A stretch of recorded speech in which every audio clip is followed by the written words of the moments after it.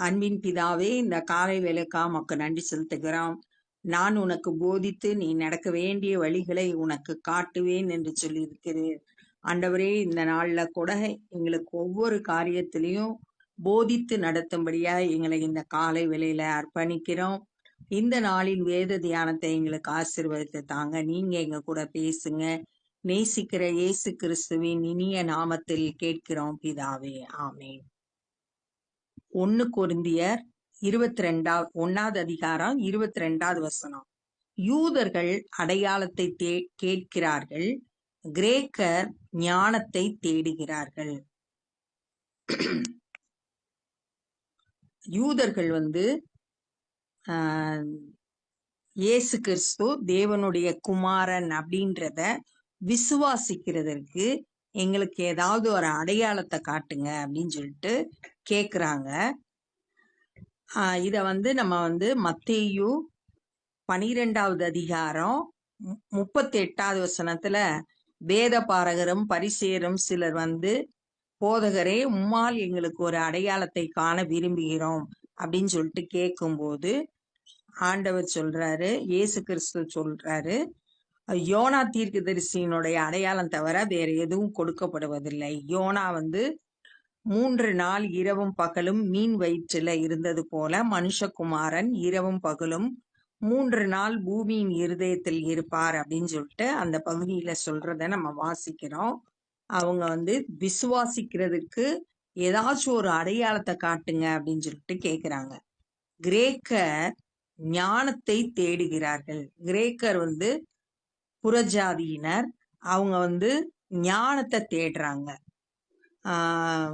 இயேசு கிறிஸ்து தேவனுடைய குமாரன்னா அதுல மனுஷ ஞானத்தை வச்சு அத எப்படி அவர் தேவனுடைய குமாரன் அப்படின்னு சொல்லிட்டு அவங்க தேடி பாக்குறாங்க. நாங்களோ சிலுவையில் அறையப்பட்ட கிறிஸ்துவை பிரசங்கிக்கிறோம். ஆனா பவுல் சொல்றாரு, சிலுவையில் அறையப்பட்ட கிறிஸ்துவை தான் நாங்க பிரசங்கிக்கிறோம். அப்ப இயேசு கிறிஸ்து நம்மளுடைய பாவங்களுக்கான தண்டனையை சிலுவையில் ஏற்றுக்கொண்டு அதை விசுவாசிக்கிற ஒவ்வொருவருக்கும் ரட்சிப்பை கொடுக்கிறாரு அப்படின்ற சுவிசேஷத்தை நாங்க பிரசங்கிக்கிறோம். இந்த நம்ம 21வது வசனத்துல பாக்குறோம், பைத்தியமாய் தோன்றுகிற பிரசங்கத்தினாலே விசுவாசிகளை ரட்சிக்கிறது தேவனுக்கு பிரியமாய் இருக்கிறது. பைத்தியமாய் தோன்றுகிற பிரசங்கம் எதுன்னா, இயேசு கிறிஸ்து சிலுவையில நமக்காக மரித்தார் அப்படின்ற சத்தியத்தை, அந்த பிரசங்கத்தை விசுவாசிக்கிறவங்களுக்கு அவர் ரட்சிப்பை கொடுக்கறதுக்கு பிரியமாய் இருக்கிறார். அப்ப இங்க என்னன்னா, இயேசு கிறிஸ்துவை சிலுவையில் அறையப்பட்டவராக நாங்க பிரசங்கிக்கிறோம். அவர் யூதருக்கு இடரலாகவும். ஏன் இடர்றாங்க அப்படின்னா, யூதர்கள் எதிர்பார்த்தாங்க இயேசு கிறிஸ்து வல்லமை உடையவரா அற்புத அடையாளங்கள் செய்து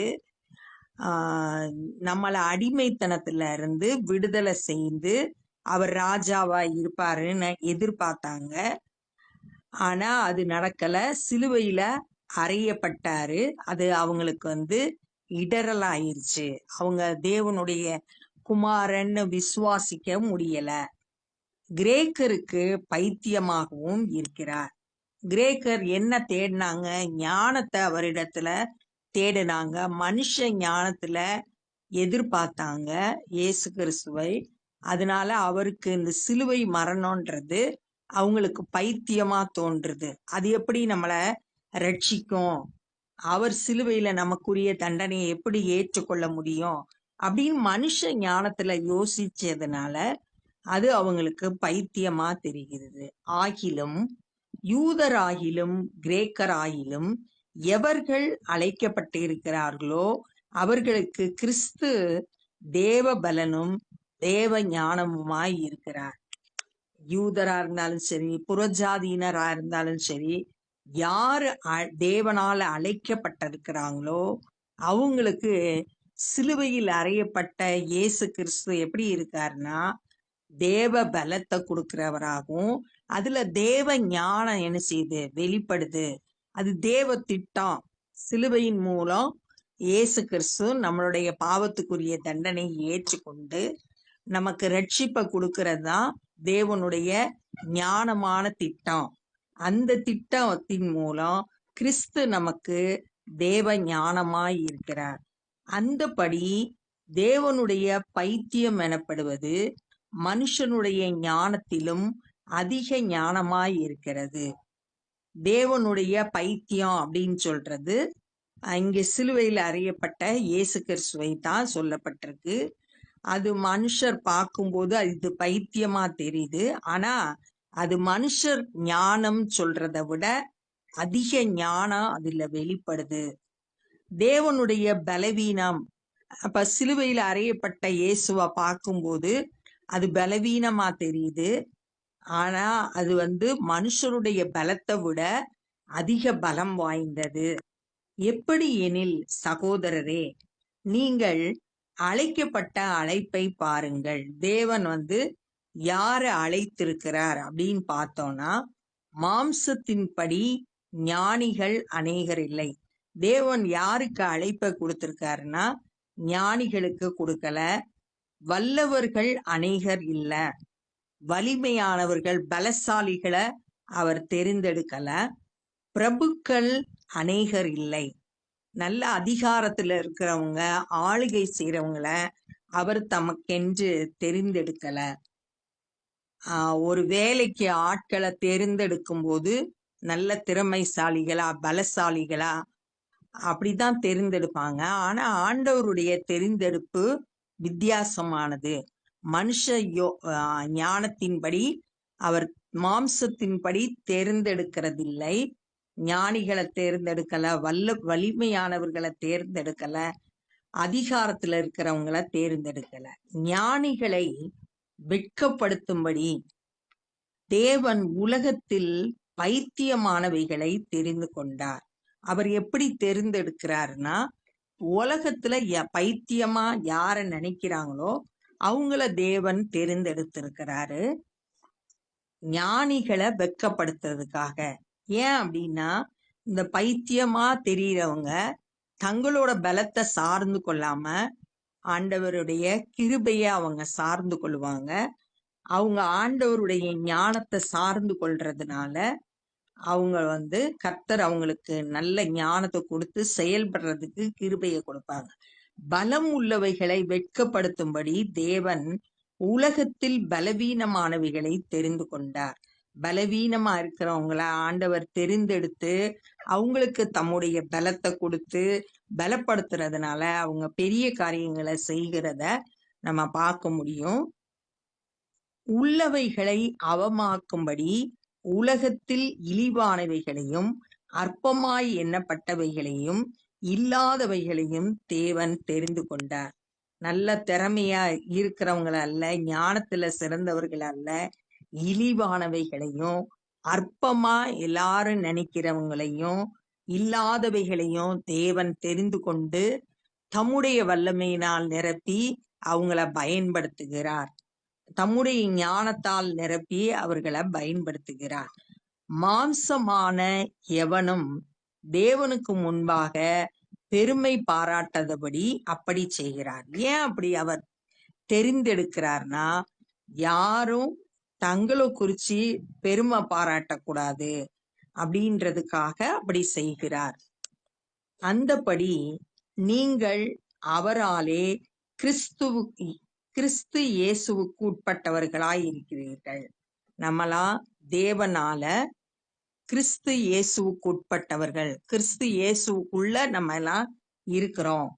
எழுதி இருக்கிறபடி மேன்மை பாராட்டுகிறவன் கர்த்தரை குறித்தே மேன்மை பாராட்டத்தக்கதாக எழுதி இருக்கிறபடி அப்படின்னு சொல்லியிருக்கு. இது எரேமியா 9வது அதிகாரம் 24வது வசனம். மேன்மை பாராட்டுகிறவன் பூமியிலே கிருபையையும் நியாயத்தையும் நீதியையும் செய்கிற கர்த்தர் நான் என்று என்னை அறிந்து உணர்ந்திருக்கிறதை குறித்தே மேன்மை பாராட்ட கடவன் என்று கர்த்தர் சொல்லுகிறார். இவைகளின் மேல் பிரியமாய் இருக்கிறேன் என்று கர்த்தர் சொல்லுகிறார். அப்ப மேன்மை பாராட்டுகிறவங்க பெருமைப்படுறவங்க கர்த்தரை குறித்து தான் பெருமைப்படணும். நம்மளை குறிச்சு நம்ம பெருமையான எண்ணங்கள் இருக்கக்கூடாது. எல்லாம் ஆண்டவருடைய கிருபையினாலதான் நம்ம ஞானமாய் செயல்படுகிறோம். வல்லமையான காரியங்களை செய்ய முடியும். ஆண்டவருடைய கிருபைய நம்ம சார்ந்து கொள்ளணும். ஆண்டவரால தான் இதை செய்தேன் அப்படின்ற எண்ணம் எப்பொழுதும் நமக்கு இருக்கணும். அவரே தேவனால் நமக்கு ஞானமும் நீதியும் பரிசுத்தமும் மீட்புமானார். இயேசு கிறிஸ்து தான் நமக்கு ஞானம், நீதி, பரிசுத்தம், மீட்பு 4 காரியம் இங்க சொல்லப்பட்டிருக்கு. தேவன் ஞானமுள்ள திட்டத்தை செயல்படுத்துறதுக்கு இயேசு கிறிஸ்துவை பயன்படுத்தினாரு. இயேசு கிறிஸ்துவின் மூலம்தான் நமக்கு ரட்சிப்பு. அந்த சிலுவையில் அறையப்பட்ட இயேசு கிறிஸ்துவின் மூலம்தான் நமக்கு ரட்சிப்பு கொடுக்கப்படுகிறது. அதுல தேவனுடைய ஞானம் விளங்குகிறது. 2வது நீதி. இயேசு கிறிஸ்து சிலுவையில மரித்ததன் மூலம் நமக்குரிய தண்டனைய அவர் ஏற்றுக்கொண்டு நமக்கு ரட்சிப்பை கொடுத்ததுனால தேவனோடு நம்ம நீதிமான் ஆக்கப்பட்டு தேவனோடு ஒப்புரவாக்கப்பட்டிருக்கோம். அதனால அவர் தான் நமக்கு நீதி. 3வது பரிசுத்தம். நம்ம அவரோடு ஒப்புரவாக்கப்பட்டு நம்ம பரிசுத்தமாக்கப்பட்டதா நீதிமான ஆக்கப்பட்டதுனால நம்ம பிரித்தெடுக்கப்பட்டவர்களா இருக்கிறோம். எல்லாரை போல நம்ம வாழ முடியாது. பரிசுத்தமா வாழ்றதுக்கு இயேசு கிறிஸ்துவே நமக்கு நம்ம பரிசுத்தமாய் இருக்கிறாரு. பரிசுத்தமாய் வாழ்றதுக்கு நமக்கு உதவி செய்கிறாரு. கடைசியா மீட்பு. சிலுவையில் அறையப்பட்ட இயேசு கிறிஸ்துவின் மூலம் நம்ம பாவத்துல இருந்து மன்னிப்பை பெற்றுக் கொள்கிறோம். அவர்தான் நம்மளுடைய மீட்பர். அப்ப இந்த நாள்ல நம்ம என்னெல்லாம் தெரிஞ்சுக்கிட்டோம் அப்படின்னா, யூதர்கள் இயேசு கிறிஸ்துவ தேவனுடைய குமாரன் ஏற்றுக்கொள்றதுக்கு அடையாளத்தை தேடுறாங்க. ஆனா அவங்க இடறி போயிடுறாங்க. ஏன்னா அவங்களால தேவனுடைய குமாரன் ஏற்றுக்கொள்ள முடியவில்லை. அவங்க சிலுவையில அறையப்படுதல் அப்படின்றது ஒரு சாபம் அப்படின்னு நினைச்சிருந்தாங்க. ஏன்னா உபாகமம் 21:23 சொல்லப்பட்டிருக்கு, மரத்தில் தூக்கப்பட்டவன் எவனும் சபிக்கப்பட்டவன் சொல்லியிருக்கு. அதனால அவங்களால இயேசு கிறிஸ்துவை தேவனுடைய குமாரன் என்று ஏற்றுக்கொள்ள முடியல. புறஜாதியினர் மனுஷ ஞானத்தை வச்சு தேவனை தேடுறாங்க. அவங்களுக்கு அவர் பைத்தியமா தெரிகிறாரு. ஏன்னா சிலுவையில அறையப்பட்ட இயேசுவின் மூலம் நமக்கு எப்படி ரட்சிப்பை கொடுக்க முடியும் அப்படின்னு அவங்க அதுல மனுஷ ஞானத்தை வச்சு தேடுறதுனால அது அவங்களுக்கு பைத்தியமா இருக்கு. ஆனா அழைக்கப்பட்ட நம்ம ஒவ்வொருவருக்கும் கிறிஸ்து தான் தேவனுடைய பலனா இருக்கிறாரு. கிறிஸ்து தான் தேவனுடைய ஞானமா இருக்கிறாரு. இந்த உலகத்துல பைத்தியமா நினைக்கிறது தேவனுடைய பைத்தியம் உலக மனுஷருடைய ஞானத்தை விட அதிக ஞானம். தேவனுடைய பலவீனம் அப்படின்னு நினைக்கிற ஆனா இயேசு கிறிஸ்து பலவீனமா சிலுவையில தொங்குறாரு அப்படின்னு நம்ம நினைக்கிறோம். ஆனா அது மனுஷ பலத்தை விட அதிக பலம் வாய்ந்தது. தேவனுடைய அழைப்பை பார்த்தோம்னா அவர் ஞானிகளை வல்லவர்களை பிரபுக்களை தெரிந்து கொள்ளல, உலகத்துல பைத்தியமா இருக்கிறத தேவன் தெரிந்து கொண்டு இருக்கிறாரு. பலவீனமானவைகளை தெரிந்து கொண்டு இருக்கிறாரு. இழிவானவை அற்பமாய் எண்ணப்பட்டவைகள் இல்லாதவைகளை தேவன் தெரிந்து கொண்டார். அவங்கள தெரிந்து கொண்டு தம்முடைய பலத்தை அவங்க சார்ந்து இருக்கும்படியா செய்கிறாங்க. ஏன்னா அவங்க முழுவதுமா கர்த்தரையே சார்ந்து இருக்கிறதுனால தம்முடைய பலத்தினாலையும் ஞானத்தினாலையும் நிரப்பி அவங்கள பயன்படுத்துறாரு. அதனால மனுஷர் தங்களை பெருமையா எண்ணக்கூடாது. தேவனுக்கு முன்பாக தங்களை தாழ்த்தணும்.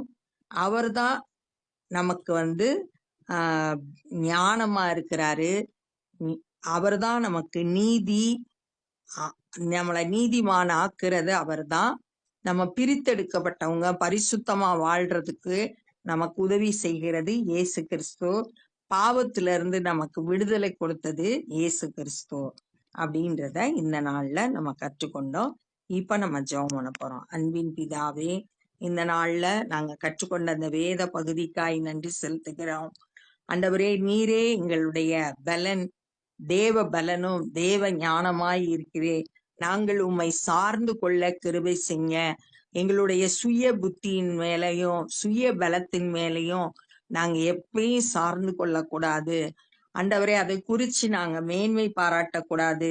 ஆண்டவரே, நீங்க தான்ப்பா எங்களுக்கு ஞானம். ஆண்டவரே, எங்களை நீதிமானாக்கி தேவனோடு ஒப்புரவாக்குனது நீங்க தான். பரிசுத்தமாய் வாழ எங்களுக்கு உதவி செய்கிறது நீங்க தான். ஆண்டவரே, எங்களுக்கு பாவத்திலிருந்து விடுதலை கொடுத்தது நீங்க தான். ஆண்டவரே, உண்மையே நாங்க சார்ந்து கொள்ள கிருபை செய்ங்க. தொடர்ந்து இந்த வார்த்தைகள் எங்களுக்குள்ளாய் நிலைத்திருந்து பலன் தர கிருபை செய்ங்க. இந்த நாள்ல சுவிசேஷ பணியை செய்கிற ஒவ்வொருவரையும் கரத்தில் எடுத்து பயன்படுத்துங்க. அநேகர் உண்மை விசுவாசித்து ரட்சிக்கப்பட உதவி செய்யுங்க. நாங்களும் சுவிசேஷ பணியிலே எங்களால் இயன்றதை செய்ய கிருபை தாரும். எல்லா துதி கன மகிமையும் உமக்கே செலுத்துகிறோம். நேசிக்கிற இயேசு கிறிஸ்துவின் இனிய நாமத்தில் கேட்கிறோம் பிதாவே, ஆமென்.